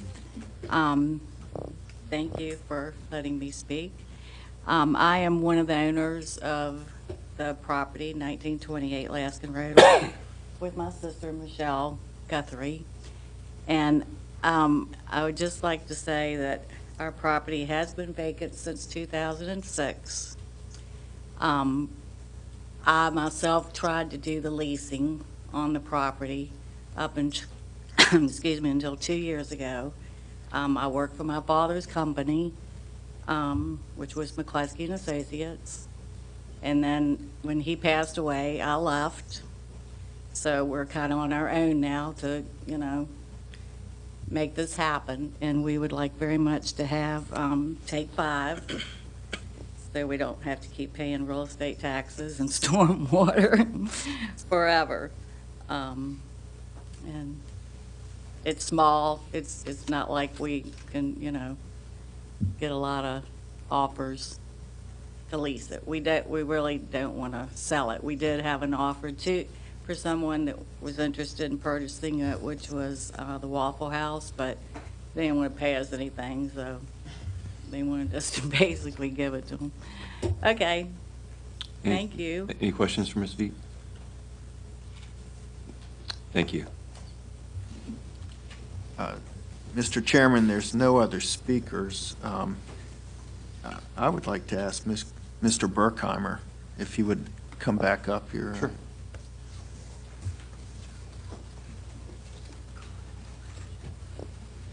Yes, sir, Secretary Russo. Mr. Berkheimer, I don't think this question was asked of you. Would your client agree to or consider a deferral on this to give you time to speak further with staff? It sounds like there was some potential movement on Mr. Roberts' part. It sounds like there were some issues that he might be flexible on, and it may inure to your client's benefit to have a deferral. We don't see any likelihood of getting a staff recommendation for approval. We certainly have tried and even made some progress during the break period on the sidewalk issue, and there was some good dialogue just a few minutes ago between this commission and Mr. Robert regarding the door issue. But in further discussing it with him after he returned to his seat, I don't think that corporate is going to go for that. So, and let me, Henry, deferral, yes, no? I'll let you make the call. Oh, great. He's letting me make the call. Well, this isn't my first rodeo. I haven't been before this commission in a long time, but I've been before in a lot of settings like this, and I'm a terrible, terrible optimist. But I can't find much optimism that we're going to reach agreement on this. I mean, the Category 6 landscaping that is in your stipulations package now will, as Mr. Hevner pointed out, soften the effect of the bay doors, whether they're open or shut. There will be a change in the street scene from that. And beyond that, I think it either is the right site or it isn't for what they want to do. And if it isn't, we'll still be friends. But I think that it's the best that the owning family has seen in a while. And I think it's a good fit. It's odd that the market seems to think the site's too small, and yet the staff wanted to see if we could maybe shift it around and locate another office on it. It's all in the difference of how you perceive things. So let's go ahead and vote. And I don't mean to sound, watch this 50-cent word, I don't mean to sound recalcitrant in that regard, and I knock things to the floor or whatever, like the microphone. But I just think that we've tried really hard to get it as far as we can, and I think we've probably reached that point where corporate is about where they'll end up. So thank you very much for the kindness of that offer. 1 second. Question. I know you already said this, but I want to bring it up again. We just pretty much recommended approval for something like this that didn't fit into an SGA with a 10-year use permit for 10 years. You wouldn't be interested in anything like that? I specifically asked that of them, and no, that 10 years wouldn't give them time enough to recoup for all that they would have had in owning this company store for that period of time. But again, thanks for bringing that up. We just believe the market will determine, if it's 8 years and all of a sudden there's somebody with a passion to redevelop that area, then he'll find the money to acquire. If it's 25 years, then what a shame to have made them come back in 10 years and perhaps the pleasure of some different city council and planning commission send them away. So they would rather let it be a market-driven decision. But thanks for asking. Yes, ma'am. Someone already asked how long the lease is? I think it's 20 years. I think Henry recalled it being a 20-year lease, 20 or 25, which would be typical. Any other questions? Only question I have is in the application, in the staff report, and maybe it was answered this morning, there's 3 doors, and then we were handed something that has 4 doors on it. Which is it, 3 or 4 doors on it? 3 bay doors. 3? The 3 that underneath the oil changes. Sorry, is it 4? It is 4. This is the store. I've done 4 cars in and 4 cars out. And one last point, real quickly, to Mr. Inman's observation. I believe if you do the math of a 12-hour day, and it's a little shorter on the weekends, but a 12-hour day with 4 doors, if all of the business was distributed equally amongst all the 4 doors, that would still be about 2 openings per hour, more than just the 1 per hour that you were thinking of. And with the occasional situation during the day when there was somebody waiting, you would have the door go up and come down, at 5-minute intervals for 1 or 2 times. Thank you. Thank you. Is there any other There are speakers? no other speakers. We'll close the public hearing and open up for discussion amongst the commissioners. Anybody like to start? I'll start with just an observation. I looked at the zoning history of this site, and I live in that area and transit that area a lot, and I've seen the development take place in there. Since 1969, there have been 11 conditional use permits granted on that property for auto sales, auto rentals, gasoline, auto repair, and things of that nature. And so now when they come back for something somewhat similar, he gets caught on the horns of the dilemma of the SGA. So that's just an observation, which is what we dealt with this morning in that property over off of Virginia Beach Boulevard. Anybody else? Ron? You know, I think the staff did a good job in writing this as it relates to the SGA plan, which is what they're charged to do. And I think you're taken to the letter of the law. I think this is kind of a peculiar situation, and I think, as you pointed out, it's been used as an automobile type use for so long. You know, it's not necessarily out of character, but now that we got a plan that's changed, it all of a sudden is. I'm a little concerned that the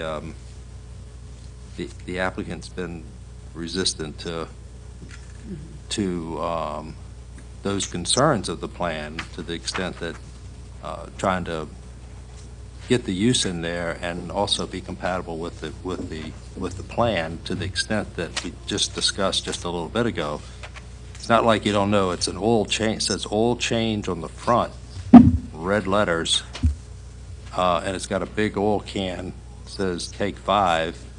So I know what it is, and there'll be people there coming and going as a destination. It's not like it's a 7-Eleven store. And I think that keeping these, and the fact that they're making calculations about overhead doors don't really cost a whole lot. Overhead door automatic door openers are very inexpensive, and they only have 4 of them. So, you know, if we agree to this application, and I want to, I say all that, but I, on the other hand, I want business there, and I want them to be able to do well, and I'm a proponent of that, without a doubt. But on the other hand, I want it to be as compatible as possible as well.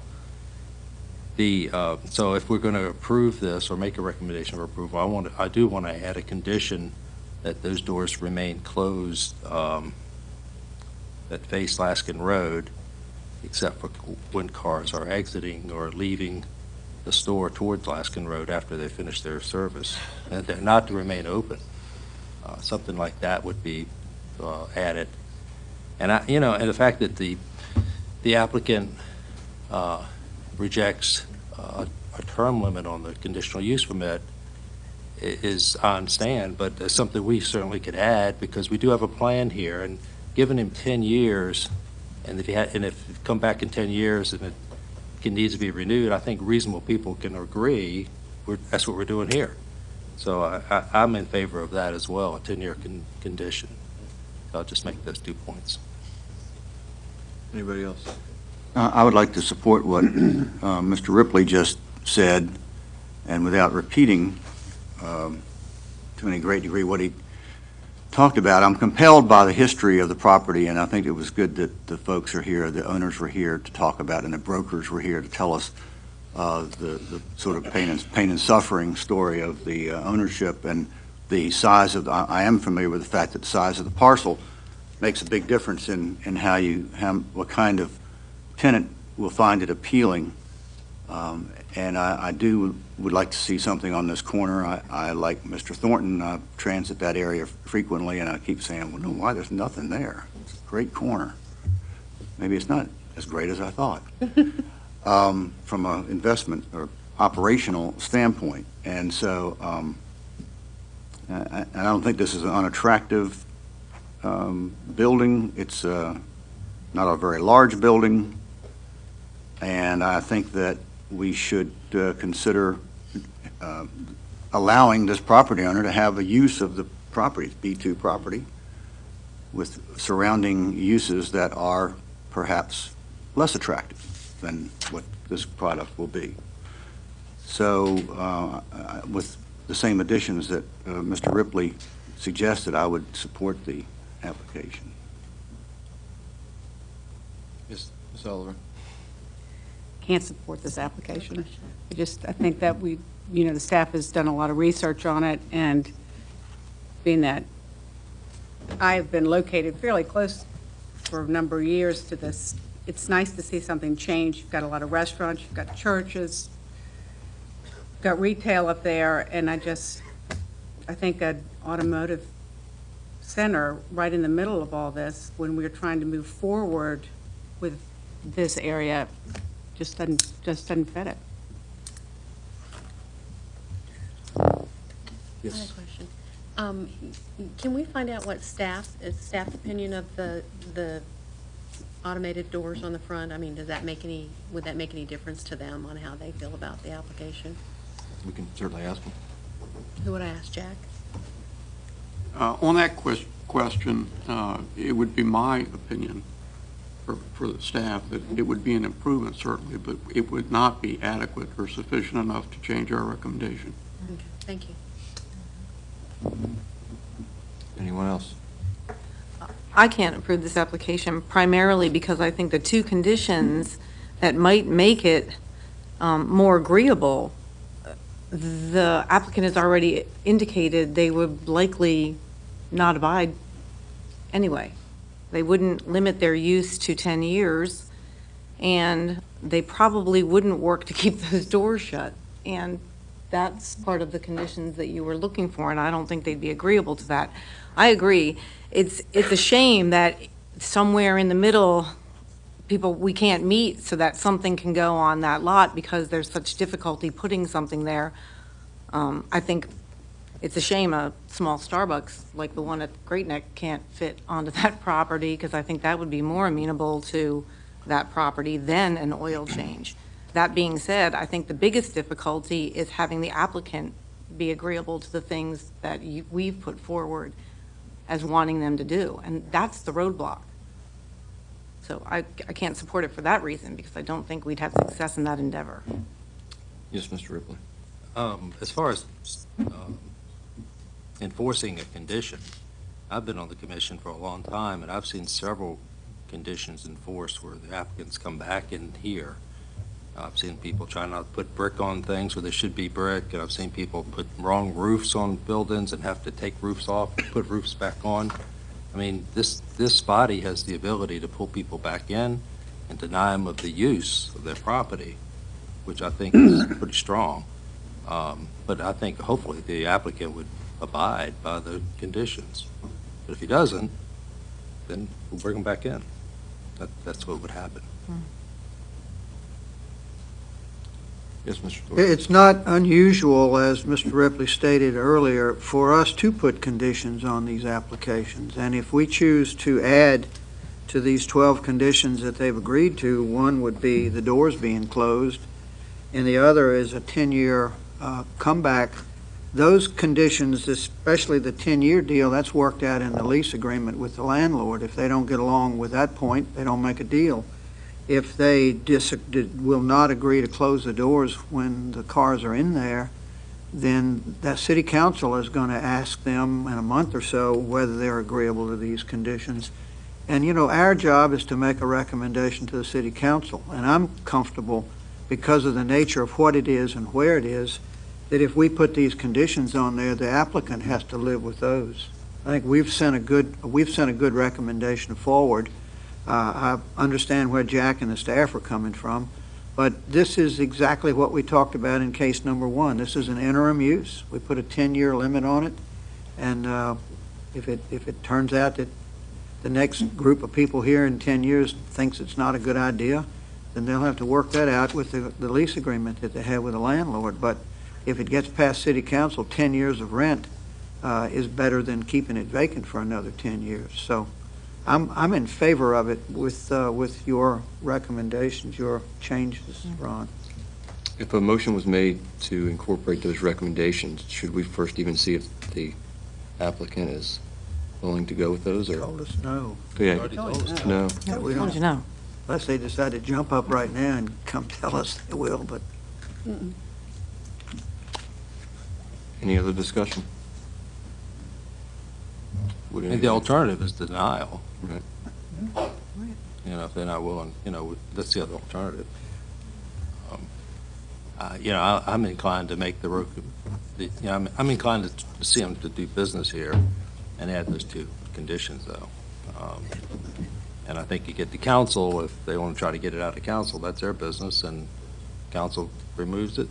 There's nothing we can do about that. We're just recommending. That's all we're doing here.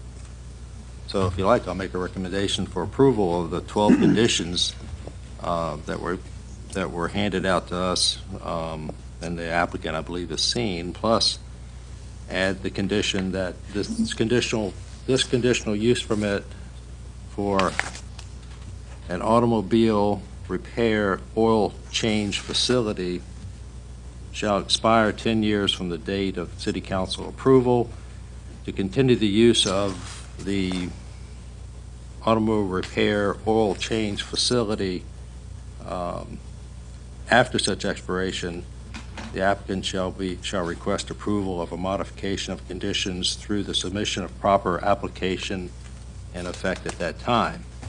And the next condition, condition number 13, would be the 4 bay overhead doors facing Laskin Road shall remain closed shall remain closed at all times except when customer vehicles exit through the door upon completion of service. Is there a second? I'll second. Seconded by Commissioner Thornton. Ready to vote?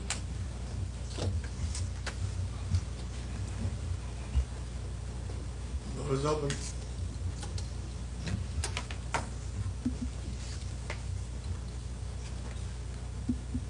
I vote 8-3, the commission has approved the application of Take 5 oil change with the two additional conditions: the bay door shall remain closed during service, and that the property shall expire 10 years after city council approval. Thank you. That is our last item on our agenda today. Is there any further business? If none, on behalf of my fellow commissioners, I'd like to thank everybody for attending today's meeting and our planning director and his staff for their excellent work today. Thank you. Meeting adjourned. We're still going back in there? Yeah,